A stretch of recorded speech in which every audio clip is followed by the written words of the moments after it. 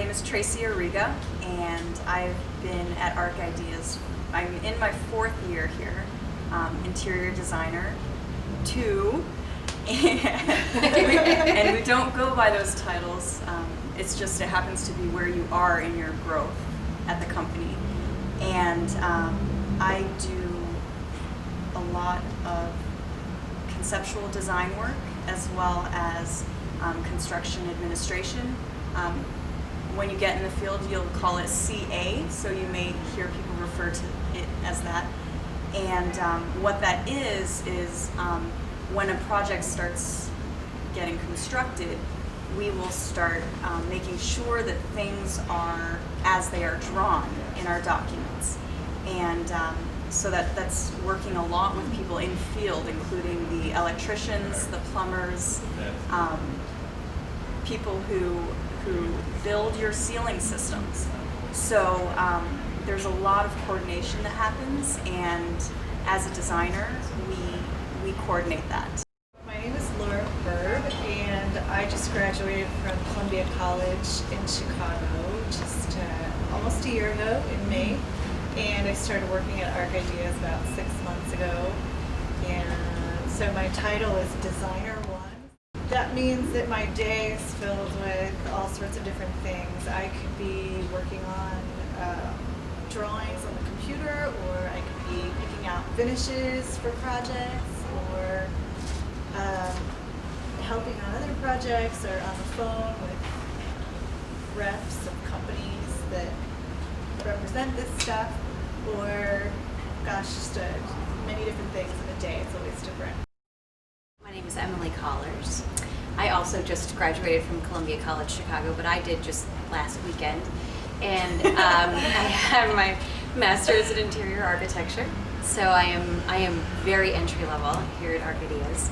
But I am getting my feet wet on a lot of different aspects of the design process. So a lot of things that Laura just said. I've helped with material selection and plans and drawings in the computer, and working with a lot of different teams on projects, so sort of scooping up kind of whatever loose ends that they need tied up. So it's a great studio, only small studio, so you really do get a lot of opportunity to work on multiple different aspects of every project. Kind of the central location where we have the kitchen and dining area, sometimes informal meetings. What we've mocked up here for one of our interior projects. This is a baffle ceiling system, and a lot of times the client wants to see things as a larger scale mock-up, and this lets them see what they're getting basically in the design. This is a large window in an interior office space, and it helps us see scale, and rather than a small AutoCAD drawing, we see it full size. We can go play pool during our lunch hour, after work.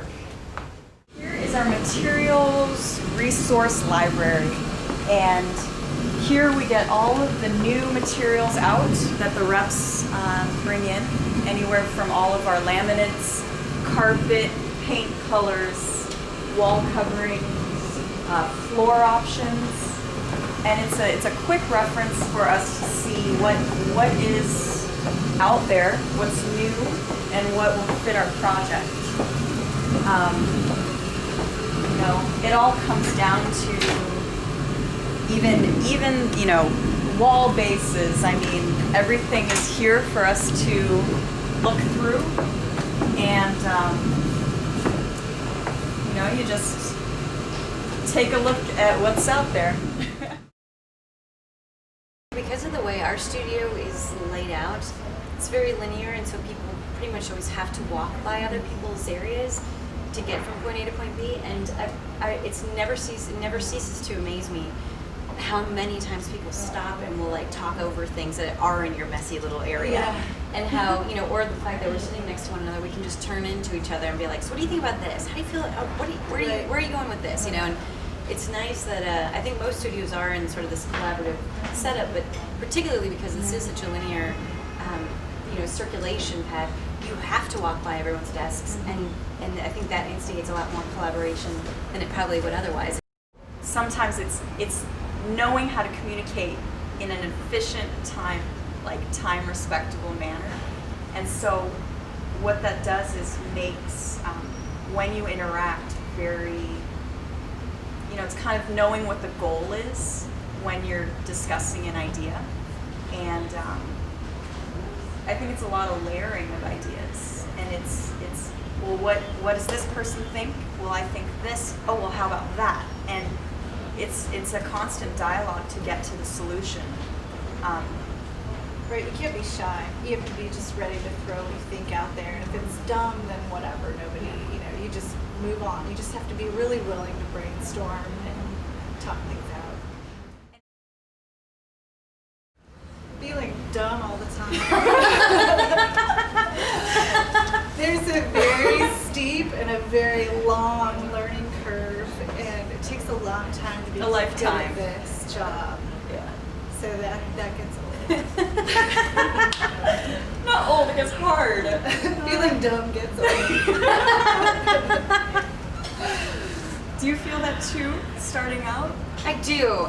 It's about, there are a lot of little nuances that, you feel so accomplished when you get your degree, and then you step into the real world and you're like, Oh, that was nothing. I don't know anything What about is that? the nuances and the details and how really, there really are so many details that go into creating a space that, for me, I know I kind of washed over those during a lot of my projects. Part of the beauty of being a designer is that we create, it's almost as if we're creating art on a small scale. And then suddenly, a few months later, you are walking in this piece that you've created. So it's almost as if it's an installation, and it's letting people experience that on a daily basis. And that's what interior design is.